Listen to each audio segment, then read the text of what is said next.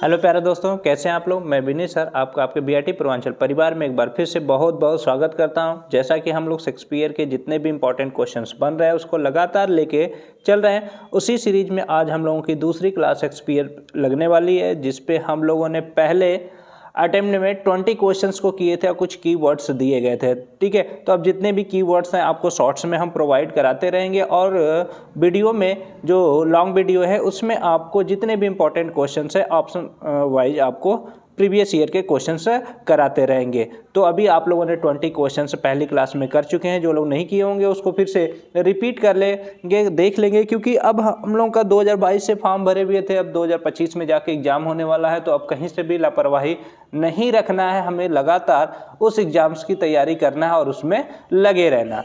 तो आज हम आप लोगों के लिए इस क्लास में शॉर्ट वीडियो ही बना रहे हैं, जिसमें 10 क्वेश्चंस को लेके आए हुए हैं शेक्सपियर पे। फिर इसके बाद और भी क्वेश्चंस लेके आएंगे और सारे क्वेश्चंस ये ध्यान दीजिएगा आपके प्रीवियस ईयर के पेपर से ही लिए जा रहे हैं, कहीं और से लिए नहीं जा रहे हैं, ताकि आप जो तैयारी कर रहे हैं उसको आप अच्छे से इसमें सॉल्व करके अपने मेमोराइज कर सके। ठीक है, तो सीधे हम लोग क्वेश्चंस पे आते हैं। क्वेश्चंस का जवाब आप लोग देते जाएंगे। ठीक है, जो पहला क्वेश्चन है वो आपके स्क्रीन पे है कि विच of the following pledge of Shakespeare is not a comedy. ठीक है, 4 ऑप्शन आपको दिए गए और इसमें पूछ रहा है कि शेक्सपियर के उस प्ले को बताना है जो कि कॉमेडी नहीं है। ठीक है, तो पहला ऑप्शन आपको दिया है, पहला ऑप्शन जो है फर्स्ट ऑप्शन आप ध्यान देंगे, पहला ऑप्शन है आपका एज यू लाइक इट। ठीक है, सेकेंड ऑप्शन जो है वो आपका है 12th नाइट, थर्ड ऑप्शन जो है आपका अ मिडसमर नाइट्स ड्रीम और फोर्थ ऑप्शन आपका एंटोनी एंड क्लियोपाट्रा। ठीक है, तो इसमें एज यू लाइक इट हो गया या 12th नाइट हो गया या अ मिडसमर नाइट्स ड्रीम हो गया। ये सभी आपकी जो है वह कॉमेडी है, ट्रेजी कॉमेडी है। ठीक है, अब इसमें आपका पूछ रहा है सीधे सीधे कि कॉमेडी नहीं है, वह पूछ रहा है। तो जो आपका फोर्थ ऑप्शन है एंटोनी एंड क्लियोपाट्रा, यह आपकी कॉमेडी नहीं है शेक्सपियर के प्ले में। ठीक है, यह क्या है, यह ट्रेजेडी है, 5 एक्ट्स का है। ठीक है, तो कौन सा ऑप्शन आपका सही होगा, ऑप्शन नंबर डी सही होगा। ठीक है, इसको शेक्सपियर ने 1606 से 1607 के बीच में इसको राइट किया है, लिखा हुआ है। ठीक है, तो यह आपका पहला क्वेश्चन रहा कि विच of the following pledge of Shakespeare is not a comedy. Answer आपका करेक्ट होगा एंटोनी एंड क्लियोपाट्रा। क्लियर हुआ। चलिए नेक्स्ट क्वेश्चन की तरफ हम बढ़ते हैं। जो सेकेंड क्वेश्चन है उस पर ध्यान दीजिएगा। सेकेंड क्वेश्चन हम लोगों का क्या कह रहा है। ठीक है, सॉरी, सेकेंड क्वेश्चन पे ध्यान दीजिएगा। William Shakespeare's loves labours lost was free adaptations of. ठीक है, जो विलियम शेक्सपियर्स का लव्स लेबर्स लॉस्ट है यह फ्री एडाप्शन है, कहाँ से लिया गया है यह आपको बताना है। ठीक है, तो यह कहाँ से लिया गया है, जो फर्स्ट ऑप्शन वो है आपके सामने, फर्स्ट ऑप्शन पे ध्यान दीजिएगा। पहला ऑप्शन है आपका स्पेनिश ट्रेजेडी ऑफ थॉमस कीट, सेकेंड ऑप्शन है मिनैक्मी ऑफ प्लेटस, थर्ड ऑप्शन है क्रोनिकल्स ऑफ इंग्लैंड बाय हॉलिस्ड और फोर्थ ऑप्शन है डी कैमरन बाय बकासियो। ठीक है, तो अब इसमें से आपको ऑप्शंस बताने हैं कि कौन से ऑप्शन आपके करेक्ट हैं। ठीक है, जो कि यह है भी तो आपका क्या है, एक कॉमेडी से लिया गया है। कौन सा ऑप्शन आपका सही होगा, ऑप्शन नंबर आपका बी सही होगा। क्या कह रहा है, मिनैक्मी ऑफ प्लेटस। ठीक है, इसको मिड 1519 में इसको राइट किया गया है। ठीक है, तो इस चीज का भी ध्यान देंगे, साथ साथ आप क्वेश्चंस को भी देखते रहेंगे कि कहाँ से क्वेश्चन पूछ दे रहा है या डेटा पूछ दिया, तो वहां भी आप कंफ्यूजन नहीं होंगे। ठीक है, चलिए नेक्स्ट क्वेश्चन की तरफ बढ़ते हैं। क्वेश्चन नंबर थर्ड आज का देखिएगा। जो थर्ड क्वेश्चन है उसमें क्या कह रहा है, ध्यान दीजिएगा कि who exclaims in his sonnet that under this curved marble of thine own sleep brave tragedian Shakespeare sleep alone. अब देखिए इसमें यह किया गया है कि अंदर this curved marble of thine own, कि अपने जो मार्बल के कब्र है, ठीक है, उसमें एकदम अकेले जो शेक्सपियर है वह सोया हुआ है। ठीक है, तो यह एक कह सकते हैं सोनेट लिखा गया है। तो इसको किसने लिखा है वह आपको बताना है। पहला ऑप्शन जो आपके सामने है वह बेन जॉन्स, दूसरा ऑप्शन है second B option Michael Drayton, third option है आपका जॉन ड्राइडन और फोर्थ ऑप्शन है विलियम बेस। तो इसको किसने लिखा है? ये एक सोनेट है, तो यह किसके द्वारा है? तो यह किसके द्वारा है? तो ऑप्शन कौन सा सही होगा आपका? ऑप्शन नंबर डी सही होगा। क्लियर हुआ? चलिए नेक्स्ट क्वेश्चंस पे आते हैं हम लोग। नेक्स्ट क्वेश्चंस क्या कह रहा है, ध्यान दीजिएगा। Who describes William Shakespeare as an upstart crow beautified with our feathers? ठीक है, ऑप्शन नंबर ए दे रहा है आपका John Lyly, option B Robert Greene, option C George Peele, option D Christopher Marlowe. ठीक है, तो इसमें से कौन सा ऑप्शन आपका सही है कि who describes William Shakespeare as an upstart crow beautified with our feathers? तो इसमें कौन सा ऑप्शन सही होगा? तो इसमें जो ऑप्शन आपका करेक्ट होगा वह कौन सा ऑप्शन सही होगा? Robert Greene, option number B. Clear हुआ? चलिए नेक्स्ट ऑप्शन पे आइए, क्वेश्चन पे। क्वेश्चन नंबर 5 देखिएगा क्या कह रहा है। ठीक है, देखिए ध्यान से, हमें मेहनत करना है, मेहनत करके पढ़ते रहना है और अभी से हम लोग लगे रहेंगे। गवर्नमेंट में पहले डेट बता दिया है तो बहुत ज़्यादा समय भी मिला हुआ है जिससे कि हम अपने पूरे सिलेबस को फिर से रिवीजन कर सकते हैं। तो कहीं से इस बार चूकना नहीं है, सभी लोगों को लगे रहना है एक अच्छे मार्क्स के लिए। ठीक है, देखिए नेक्स्ट क्वेश्चन देखिए क्या कह रहा है। नेक्स्ट क्वेश्चन कह रहा है the founder of romantic comedy is. Romantic comedy के फाउंडर को पूछ रहा है। ठीक है, तो रोमांटिक कॉमेडी के फाउंडर कौन है? पहला ऑप्शन है रॉबर्ट ग्रीन, सेकंड ऑप्शन है थॉमस नैश, फोर्थ ऑप्शन है थॉमस कीड और थर्ड ऑप्शन है थॉमस कीड और फोर्थ ऑप्शन है थॉमस लॉ। ठीक है, तो इसमें से आपसे सीधे सीधे रोमांटिक कॉमेडी के फाउंडर को पूछ रहा है। ठीक है, तो रोमांटिक कॉमेडी के फाउंडर कौन हो जाएंगे वह आपको यहाँ पे बताना है, जो कि आप बताएंगे।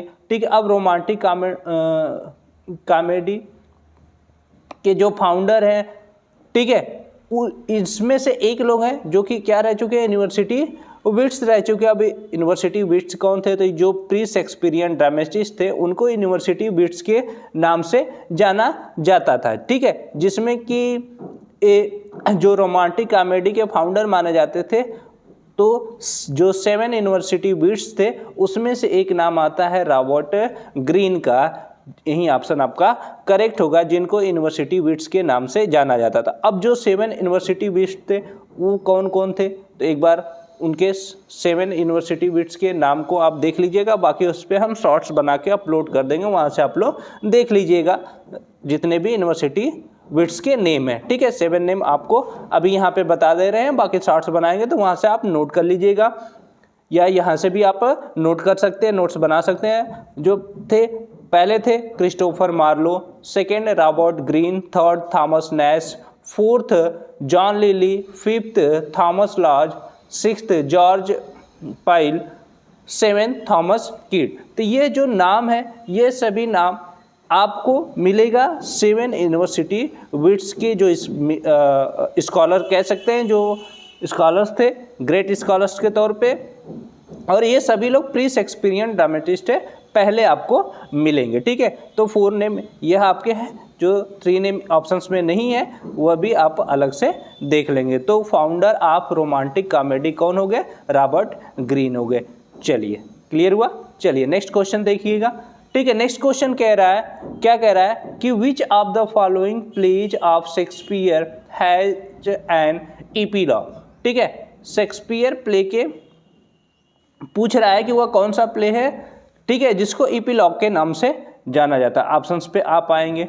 ऑप्शन है, पहला जो ऑप्शन है द टेम्पेस्ट, सेकेंड जो ऑप्शन है आपका वह है Henry fourth part first, third option है हैमलेट और फोर्थ ऑप्शन है 12th नाइट।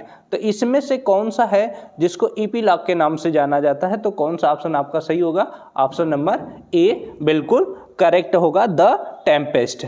क्लियर हुआ? चलिए नेक्स्ट क्वेश्चन पे आइए।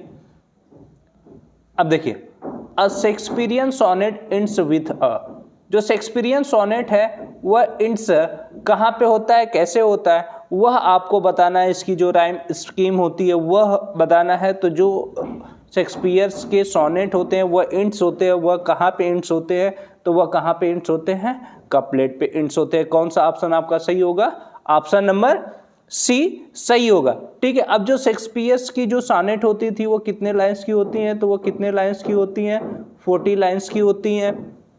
क्लियर हुआ, इसका ध्यान देखेंगे। और इसके जो किसमें लिखा जाता है, राइमिंग में आप देखेंगे तो राइमिंग में इसमें आपको दिखेगा आइएम्बिक पेंटामीटर। ठीक है, आइएम्बिक पेंटामीटर आपको दिखेगा। क्लियर है, तो इस चीज का आप ध्यान रखेंगे, आइएम्बिक पेंटामीटर दिखेगा। उसके बाद इसमें आप चर्चा करेंगे कि जो राइम स्कीम होती है, ठीक है, जो राइम स्कीम होती है वह क्या होती है शेक्सपियरियन सोनेट की, तो उसको आप ध्यान में देंगे।